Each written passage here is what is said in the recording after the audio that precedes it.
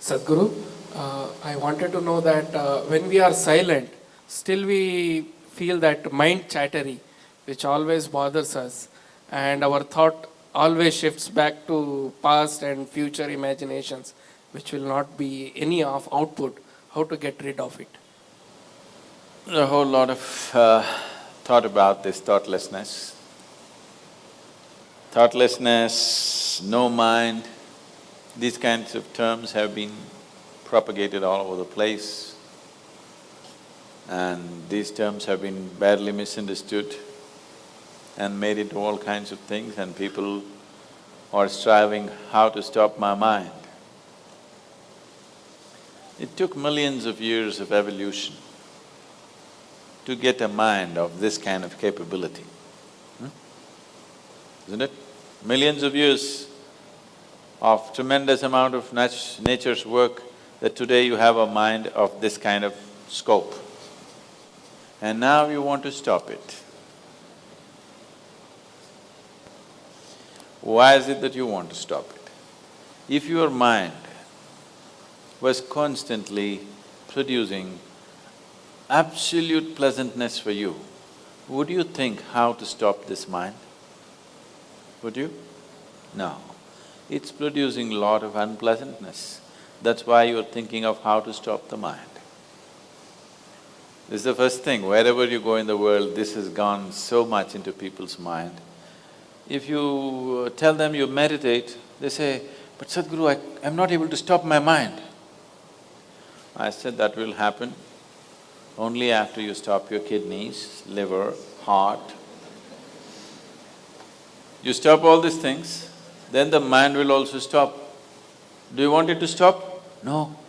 Then why do you want the mind to stop? Why do you have such a horrible prejudice against the mind? You don't mind if your heart is beating, you can meditate. You don't mind if your liver is working, you can meditate. Your kidneys are functioning, you can meditate. If your brain functions, you can't meditate, what is the problem? You seem to have something against intelligence, isn't it? This is the conspiracy of the stupid against human intelligence, that to meditate means your brain must be frozen. No. You don't have to freeze your brain. We were looking at this yesterday itself. We will initiate you into Shambhavi. It's a simple process. There are many ways to do it. This is one simple way. But it's a powerful process. If you sit here, you will see your body is here, your mind is somewhere, who you are is somewhere else. Once there is a space between you and the mind, then what the mind is not doing, what the mind is doing is not even an issue. It is like you're stuck in the traffic jam. You're struggling through the traffic. That's one experience. Suppose you're either standing on Chamundi Hill or you're floating in a hot air balloon and look down at all the traffic. Very peacefully, traffic. Why? There's a distance, isn't it? When you're in it, traffic is a different experience.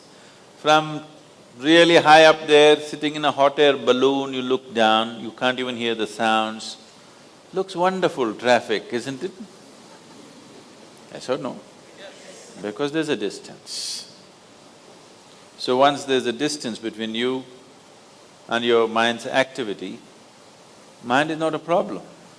Mind is a miracle, it is not a problem. And anyway, if thoughts are going continuously, if you're having a mental diarrhea, obviously you ate some bad food, isn't it? Yes. If you're having a physical diarrhea, you ate some bad food, isn't it? If you're having a mental diarrhea, you are obviously consumed something wrong. What this wrong thing could be is, the moment you identify yourself with something that you're not, then you're finished. Your mind is a continuous runs. There is no other way. Do what you want, try as hard as you want, it is not going to stop.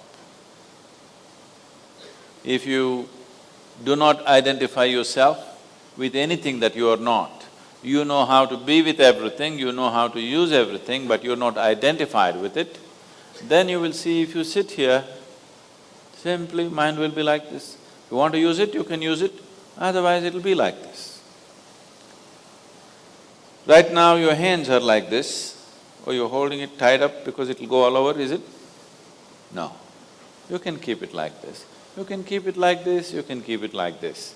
When you want to use it, you can use it. So it's a useful instrument. Suppose your hands become like this. You know, some people have become like this. Yes or no? If it becomes like this, you will become ridiculous, isn't it? If it happens to your mind, also you're equally ridiculous.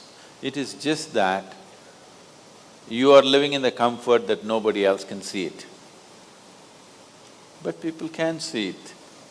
They watch you closely enough, they can see it, isn't it? And whether they can see it or not, that's not the point. The point is, the most important faculty of your life is out of control. Doesn't matter whether they can see it or not, that's not the issue. The issue is, the most important faculty in your life is out of control, doing its own rubbish all the time, not doing what you want it to do. So, if you have to be freed from this ailment, you should stop eating bad food. Wrong food or bad food means you are identifying yourself with things that you're not. If you sit here, if you're not identified with this and with this, then you will see everything is just fine. Then your mind will do what you want it to do. Otherwise, it'll simply hang there, and that's how it should be. Mind should not be telling its own stories all the time. It should tell the story that you want it to tell, isn't it? Otherwise, it's quite a nuisance.